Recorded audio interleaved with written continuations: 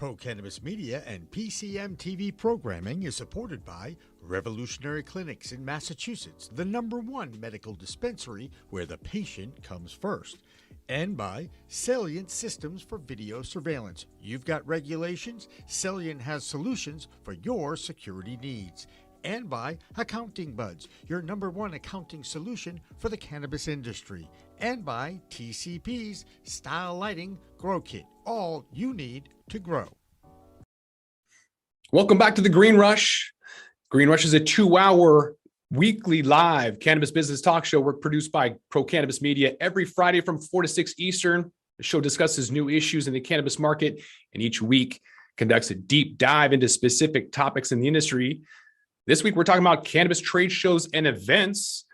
We're going to talk to Jess Tyler. She's a senior VP of events and sales at MJBiz and MJBizCon. And of course, we got Christopher Smith, publisher and host of the American Cannabis Report. Christopher, thanks for being back with us. Great to see you guys. How are you today?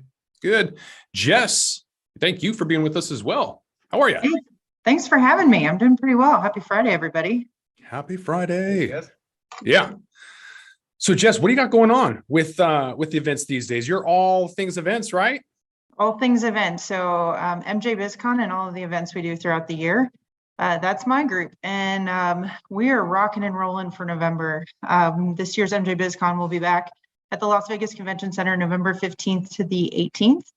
And couldn't be happier. You know, we're coming out almost post-pandemic, looking like things are a little bit more normal this year, and just can't wait to have everybody back together.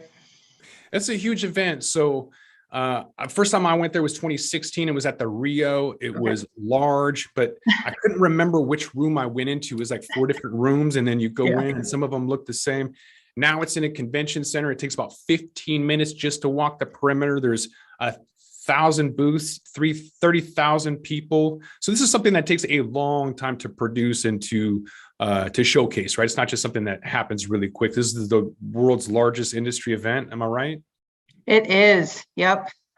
So the first day on the 15th, is that the investor conference? Is that specific to kind of a niche group where you can listen to what's going on for lending, investing, finance? Is that what that day is about? Yeah, so November 15th is actually our pre-show forums day. So we have a few things going on, including the MJBiz Finance Forum, which is exactly what you just mentioned. We also have our Hemp and CBD Forum, our Science Symposium, and last but not least, we're launching a new Marketing and Branding Forum this year. So lots of deep dive workshops happen on Tuesday, with the main show floor and kind of all the craziness really picking up on Wednesday. What role did you have during the pandemic for the online forum? And how did that go? There's a lot of folks that were really eager to get back in person. I'm not sure if it worked out numbers wise, with online, but walk us through that whole process during the pandemic. Man, that was a crazy time. I feel like that was, 10 years was, 1 year there. But during 2020, obviously we were in a position where the convention center, by local government was closed. So we could not hold our event. And so we switched to an online model. And honestly, we did get pretty good feedback. We had some good engagement. We had sessions, and speakers from all over the world participating in that, lots of networking. And then we had online marketplace. So not quite your 3D avatar virtual event world, but more of what we would call like an Amazon experience, where you could shop and learn more about our exhibitors. So I would say overall, it was definitely a nice stopgap. It helped keep the community together, keep things, discussions moving when we couldn't be physically. But in 21, we were fortunate enough to be able to be back in person last October. And we just added a digital component to that event. So you could either attend in person, which most people did.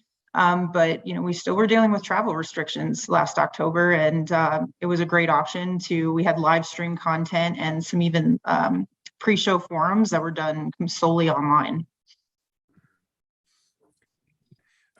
Actually, I mentioned that on the 15th, that was like the first day, but don't you have something before? Isn't there a thing for like groups, like nonprofits or whatever that can, you can host that? What's that all about? What's that called? So that's the Associations Day program. That is also on the 15th. It runs all day. So we invite many different associations, both national and state, local associations, to come in, and it's free, open to anyone who's attending MJBizCon, just to get to see what these associations, what great work they're doing, see how you can get involved. But that will run all afternoon on Tuesday the 15th. Mm-hmm. Yeah, I was there a couple of years ago for the Cannabis Alliance, talking about cannabis cafes and what we need to do to move forward and push that bill. And I've also seen Podcast Row, where you're able to produce. It's very loud, obviously, as you can imagine. So you guys are providing a booth or space for podcasters, anybody who wants to rent that space. Is that correct?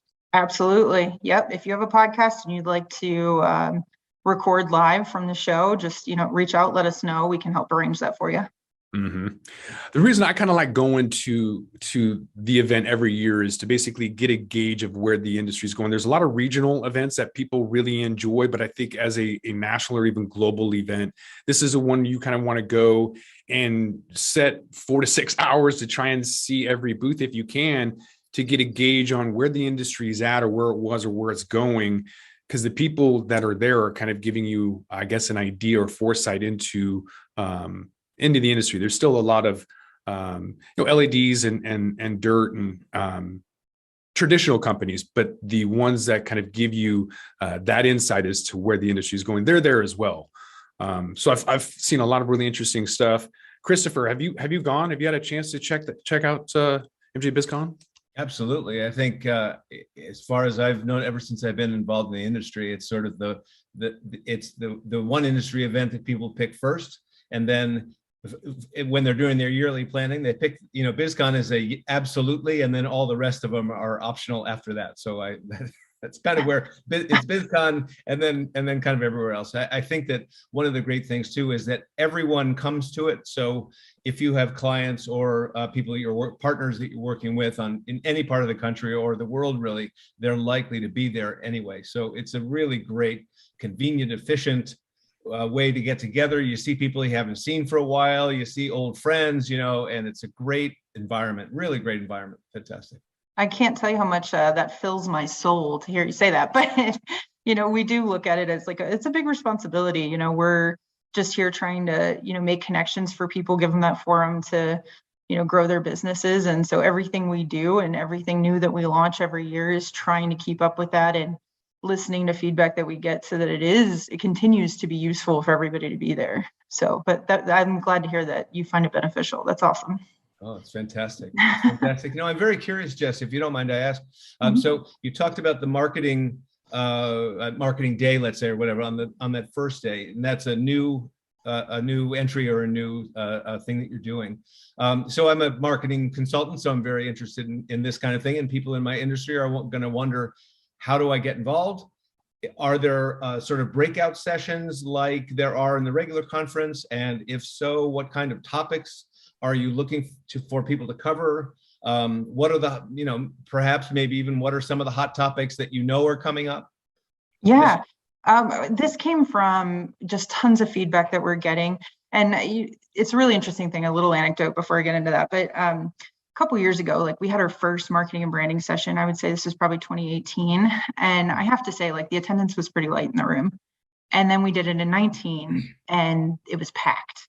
21 did it again, and we did multiple sessions, all standing room only. So you can see the shift that's happening in the industry. We're now cannabis leaders, we need to focus on what is our brand? How are we positioning in the market? And then the next step of that is, how am I going to do that when I am, so hamstrung by all of these regulations?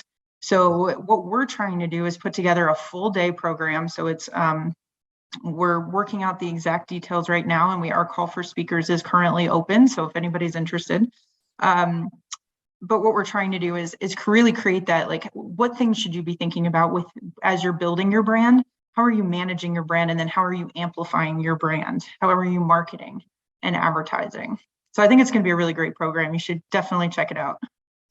Oh, I will. Don't you worry. I will be there. What's going to be some of the themes coming up?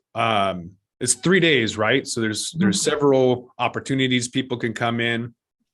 And there's actually a lot of people who don't even come in. They use this as an opportunity to come in from all over the country, all over the world, and there's a lot of people out front, probably a couple hundred people that just congregate right out in front, as well as just in their suites and make appointments all the time. But for those who are able to make it into the seminars and listen, what are going to be some of the themes during that 3-day conference?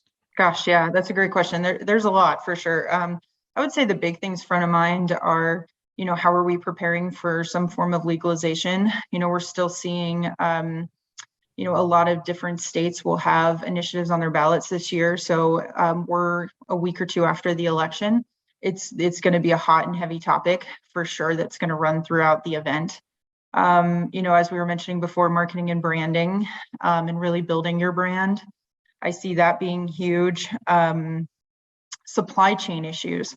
We are starting to hear some of that from some of our close, friends in the industry that this is affecting people. So how are we, coming out of the pandemic? For some folks, it's you've had a massively successful couple of years, with being deemed an essential business. And for others, now all of a sudden we're having these supply chain shortages, and it's definitely impacting your business. So what are you going to be doing? How are you going to navigate that? Those are just a few of the things. I think innovation will continue. That's something that is a central theme throughout. What's the new next thing on the horizon? For example, we will be covering psychedelics. I do know that that's, a topic that a lot of cannabis entrepreneurs are really interested in getting into. So we will be having some things on that too. Interesting. Anything with the after parties? And I noticed last year, I don't think there was an official after party for MJBiz. A little too early, maybe with the pandemic or whatnot. There is some push for consumption lounges in Vegas, in Nevada. Do you foresee having an after party that's sponsored with a consumption lounge? That is a great question. We've been talking to a lot of folks on the ground in Clark County about how this consumption lounges are going to roll out and how we can help support them and bring it in as part of the conference. So there'll be more to come on that. I know that committee is meeting again in June in Clark County, so we'll probably hear more over the summer. But that's currently something that is front of mind, but not officially in stone yet. Right. You got to have some regulatory hurdles on that. Yeah. She said stone, dude. I heard just recently, or just even it may have been this morning or yesterday, came out a different conference has offered, it may be a medical conference, but the news bit was that they were going to allow consumption for patients. And that was a very hot topic. So, I mean, that's a whole different sort of category of people, not just people who just kind of want to get high, but people who need it for whatever their condition are. So perhaps that's a way to go about this.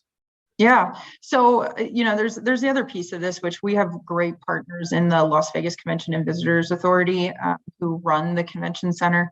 And it's something that we've been talking to them regularly. And since we've been in the convention center, which was our first year there was 2017, currently cannabis products are not permitted for use, THC specifically, in the convention center. But, we're hoping that one day that'll change. And what about having actual product at booths, or whether it's for sale or for trade or for promotion, or how? I know that's been a topic as well. Where are we on that now? Yeah, it's about the same.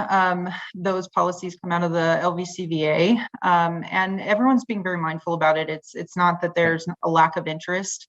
It's just more of how do we do this, and both make sure we're doing it safely, and also in a way for us that we maintain the very professionalism and business integrity of the show, which is something that has always been very important to us. We want it to be a place where you can bring an investor on the floor and show them around and tell them about how this business is really transforming, both the economy and, just society as a whole. And it's not, necessarily the bad, stigma or stereotypes that it, maybe once was. So we are really mindful of that. But in the meantime, it's something that comes out of the convention center policies.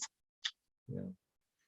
Are they the ones that had the policy about the D8 during that champs? Do you know of? when during champs there was Yeah. D8 that was being displayed, because you can't display flower at all, but they were actually Mhm. selling and or giving away D8. Mhm. So was that an issue with the convention center, or do you know? I'm not sure exactly what happened. I'm aware of that incident. I don't know the ins and outs of it. What I can tell you, though, just from being a show operator in the convention center, is that Delta products like that are not permitted. Mm-hmm. So anything beyond that, I'm not sure though what happened. Interesting. Okay. What are some other issues as an event planner at that scale? That's a huge event. What are some things that we don't necessarily see on the front side that you have to deal with or put up with? You don't have a bunch of drunks, so that's good, like a concert or something like that. I don't think there's a lot of injuries or health issues. So what are some of maybe the hurdles or issues that you have to deal with that at that scale? It's a great question. We have a joke that we should have like a behind the scenes reality show of MJBizzCon, and we think we can get some viewers on that. But I think just as being an event planner in general, there's the only thing you can count on is that things are not going to go according to plan. So there's just being very like agile or nimble, because things could change really quickly. And being in cannabis specifically, you always have to have a plan of, what could change with regulations, even 3 days before your show, that you have to adapt to. And, while we're always planning for things like, I wonder what's going to happen if, federal legalization happens right before the show. Like what does that translate to, from an experience on site? So we're always thinking about things like that. But probably the most like applicable example was, running an event last year during, still in the height of the pandemic. Regulations around, are we masking? Are we not masking? Are we, what type of, with the building, there's certain sanitation standards that you have to maintain now as part that came out of COVID. So those were changing regularly, and just making sure that we were being as transparent and, communicating clearly and effectively with all of our audience leading up to it. I mean, that was a lot that we put a lot of emphasis on, because we wanted to make sure everyone knew what was happening and kind of where we were coming from, because just in our daily lives, things were changing so much. Mm-hmm. Safe, smart, and stony. If people want to get more information about MJBizCon, where can they find that at? Where are you at? Yeah, so MJBizCon.com, and check it out. In the next couple of weeks, there'll be some exciting announcements getting posted to the site, including registration opening, so you can sign up, as well as some information around like what type of content we're doing, some of the things that we talked about here today. You'll be able to find more information there, and definitely sign up for our newsletter, MJBizCon Buzz. You can do that through our site too, but it'll give you all the behind the scenes information once a week on what's happening behind the scenes with the show. Awesome. At social media, MJBiz, I assume, all that good stuff. Absolutely. Yep. All right. That's real quick. Do you mind if I ask a real quick question? A lot of times we'll have a big event like this, and a headliner will be some kind of celebrity. Any hints about celebrity involvement? Anything you might be able to tease us with? I can't right now, but I can tell you that there will be an announcement soon that I think everyone will be really excited about. Madonna. All right. It's a 420 mandatory break. So got to take a mandatory break at 420. But I want to thank Jess Tyler. She's the Senior VP of Events and Sales at MJBiz and MJBizCon. Jess, thanks again for being with us. Thank you so much. Appreciate it. Jess. All right. Good luck. Take care, Green guys. Rush 420 break right now. We'll be back though. Don't miss it. Don't forget to smash that like button on your way out and check out these other videos that we've got.